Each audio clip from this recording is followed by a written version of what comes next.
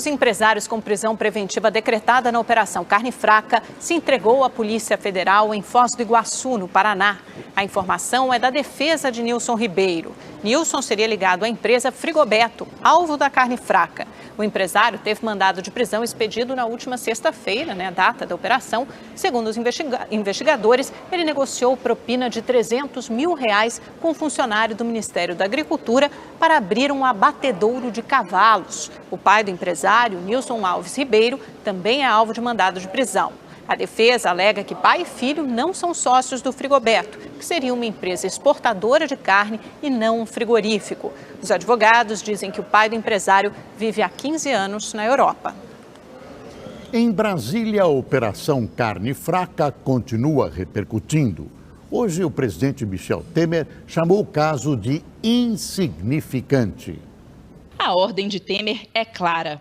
Falar, repetir, ladainha, repetir, enfatizar, afirmar, reafirmar. Desde domingo, é isso que o presidente vem fazendo, falando muito. O governo tenta minimizar as falhas encontradas e reduzir os danos. Hoje, para uma plateia com empresários e investidores estrangeiros, Temer chegou a dizer que o fato é insignificante. Nada como mencionar números para verificar a insignificância do fato, não é? Insignificância que, devo dizer, também não deve ser patrocinada. Mas reconheceu que as investigações causam um embaraço econômico ao país. Que nestes últimos dias houve, por assim dizer, um grande alarde em relação à carne brasileira, aos produtos de origem animal no Brasil. E evidentemente que isto causa, não posso deixar de registrar, um embaraço econômico para o país. A equipe de Temer segue à risca a orientação do presidente. Para o ministro Aloísio Nunes, o fato é um incidente. Nós estamos vendo com preocupação, eu não diria a crise, mas o incidente atual. E o presidente Temer já nos falou a respeito da resposta rápida que o governo brasileiro está dando a todas as interrogações que surgiram, evidentemente, a partir da divulgação de alguns fatos. E é bom mesmo os ministros ensaiarem o discurso. A Comissão de Assuntos Econômicos do Senado aprovou requerimentos de convite para que Marcos Pereira, titular da pasta da Indústria e Comércio Exterior, Blairo Maggi, da Agricultura e Pecuária, e Osmar Serraglio, do Ministério da Justiça, deem explicações sobre as fraudes nos frigoríficos. Como é um convite, os ministros não são obrigados a comparecer à comissão. O diretor da Polícia Federal, Leandro Daello, também será convidado. Mesmo tentando passar a mensagem de que o problema nos frigoríficos é isolado, o governo sabe que a crise está longe de ser contornada. Na tentativa de amenizar a situação, Michel Temer comemorou o fato de a Coreia do Sul ter voltado atrás no embargo ao Brasil e retomado a importação de frango do país. O caso não é insignificante, como quer o presidente, e até pode refletir o que acontece em boa parte da produção de carne no país. E uma coisa estranha, todos os frigoríficos comprovadamente envolvidos nessa história estão proibidos de exportar carne, mas continuam vendendo para o mercado interno. Será que a saúde dos brasileiros vale menos que a saúde nos outros países? O ministro da Agricultura, Blairo Maggi, vistoriou um dos frigoríficos investigados pela Operação Carne Fraca. Ele voltou a garantir que não há risco para a população. Durante aproximadamente 1 hora, o ministro caminhou pelos principais setores do frigorífico. Após a inspeção, Blairo Maggi conversou com os jornalistas, inclusive estrangeiros, sobre a relação comercial com os países que compram carne brasileira. O ministro se disse preocupado, mas que uma ligação do Chile o animou. Me dizia que as providências que nós tomamos são suficientes para eles não tomarão nenhuma atitude mais do que nós já tomamos aqui. Durante a visita aqui na fábrica, o ministro da Agricultura afirmou que pretende visitar as outras empresas investigadas em até 3 semanas. Quando perguntado sobre o trabalho da Polícia Federal, o ministro preferiu não entrar em polêmicas, mas acabou criticando o trabalho de comunicação da Polícia Federal. O que eu lamentei foi de que quem fez a investigação, os técnicos, os policiais que fizeram as investigações, não tomaram o devido cuidado na comunicação de tentar entender exatamente essa questão do papelão que nós estamos falando, a questão da carne de porco, a questão da cabeça de carne de porco.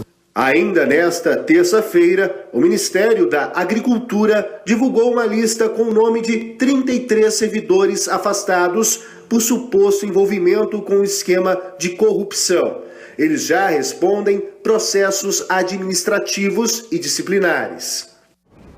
Apesar de a Coreia do Sul ter retirado o banimento na importação de carnes de aves brasileiras, mais países anunciaram restrições à nossa carne vermelha. Os detalhes com o correspondente Luciano Júnior. Hoje foi a vez de Hong Kong, o maior comprador da carne brasileira, anunciar o embargo. Só em janeiro, o país oriental movimentou quase 100 bilhões de dólares com a importação de aves, bovinos e suínos, um número que ultrapassa 27 mil toneladas. Hong Kong se junta ao Egito, China e ao Chile com o banimento total das importações. Agora há pouco, o Japão também suspendeu a importação de carnes dos 21 frigoríficos investigados. Os sul-coreanos voltaram atrás e permitirão a entrada de aves no país, porém com o aumento na fiscalização. Portugal, que só no ano passado importou mais de 500 toneladas de carne do Brasil, também avisou que, apesar de não ter tido problemas com os produtos, vai fechar o cerco sobre qualquer irregularidade. Na Grande Paris existem pelo menos 4 restaurantes brasileiros especializados em rodízio de carne. E toda essa investigação que está acontecendo no Brasil já está começando a deixar os proprietários preocupados. Michele montou uma churrascaria há apenas um mês em Paris. Curiosamente, a carne servida não vem do Brasil, e sim de vários países da União Europeia. Ela explica que a fiscalização na França é rígida. Cada peça precisa ter uma etiqueta com todo o histórico da carne gravada em um código de barras. Otimista, Michele acha que tudo vai passar logo e garante que o cliente não precisa se preocupar em relação à carne que serve no restaurante. Isso, creio que também em breve essa situação vai ser resolvida também no Brasil, porque nós brasileiros, sobretudo nós brasileiros, consumimos muito carne. Luciano Júnior, de Paris, para o Rede TV News. No mercado, o comentário é de que a resistência dos países europeus em importar carne brasileira tem limites. Correm o risco de ficar sem carne. O Chile resiste à pressão e manteve a proibição à carne brasileira. Veja os detalhes com o correspondente Jacques Gomes Filho. Se o momento é ruim para os produtores brasileiros, para os argentinos é de oportunidade. O famoso bife de chorizo. Toda a carne ao assador. O velho ditado popular argentino nunca foi tão apropriado. É uma oportunidade para a carne argentina. Agora temos que ver se vamos poder aproveitar isso, porque o negócio da carne por aqui sofreu muitas restrições nos últimos 10 anos. Precisamos ver se vamos dar conta da demanda, já que o Brasil exporta quase 10 vezes mais que a gente. O primeiro país da região a frear as importações foi o Chile. E mesmo depois da ameaça de retaliação, o governo de Michelle Bachelet estendeu o veto para todos os tipos de carne de origem brasileira. Hoje foi a vez da Jamaica proibir a compra de carne processada do Brasil. E se o mercado internacional continuar fechando suas portas para os produtos brasileiros, não vão faltar na região outros produtores interessados em atender essa nova demanda. Argentina, Uruguai e Paraguai, que também são membros do Mercosul, também são exportadores mundiais de carne fresca. Só no primeiro bimestre do ano, juntos, os 4 países do bloco venderam para fora 286 mil toneladas, mas da metade saiu do Brasil. O escândalo da carne fraca pode abalar essa hegemonia, segundo o economista argentino. Os maiores beneficiários no país seriam os produtores de carne suína, que hoje sofrem com a concorrência brasileira. É um setor que vinha crescendo bastante, até que o Brasil começou a vender carne de porco muito mais barata na Argentina. Agora é provável que haja algum tipo de restrição. Argumentos para a venda é o que não falta para os cortes argentinos, reconhecidos mundialmente pela qualidade. Não há comparação, a carne aqui é muito diferente, muito diferente. E não tem turista brasileiro que discorde disso diante de uma típica parricha portenha. Já comi sim. Gostei muito boa a qualidade da carne argentina. Jacques Gomes Filho, de Buenos Aires, para o Rede TV News. A Secretaria de Agricultura do México também confirmou a suspensão das importações da carne brasileira. E por falar em consumo interno, o repórter Giovanni César foi às ruas para saber se a operação Carne Fraca afetou as vendas e o cardápio dos brasileiros. Frango. Agora vai ser assim? Só um franguinho, um peixe. Por enquanto, até resolver esse problema aí. Depois das revelações da Operação Carne Fraca da Polícia Federal, era esperado comportamentos como o do seu Anchieta, mas... A gente consome normalmente carne moída, bife, todas as carnes, patinho, acém, todas as carnes a gente consome normalmente ainda. O Brasil é o maior exportador de carne do mundo. Só que o mercado externo está longe de ser o maior comprador. Recebe apenas 20% da produção nacional, enquanto o mercado interno consome outros 80%. Dona Vilma não deixa de levar uma ponta de alcatra, como faz há muitos anos.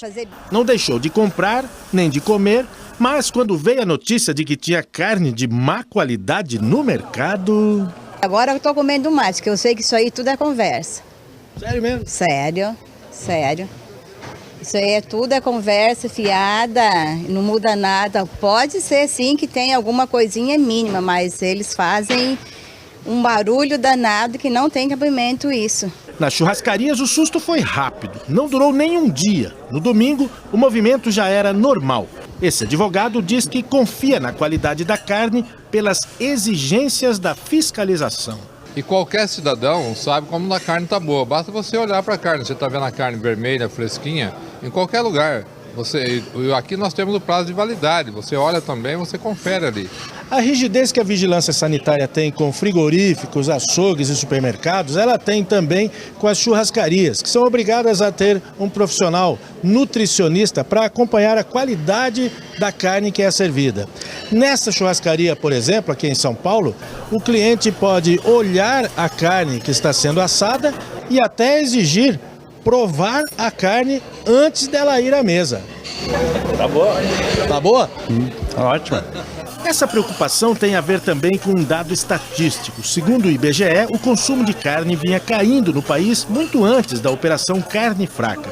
Em 2013, o brasileiro consumia 44,5 kg por ano. Em 2014, caiu para 42.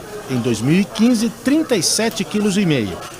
Em 2016, chegou a 36 quilos e 100 gramas de carne por ano. O consumo de carne vem caindo desde 2013, o consumo por habitante, mas por razões ligadas à crise e à compressão dos rendimentos familiares.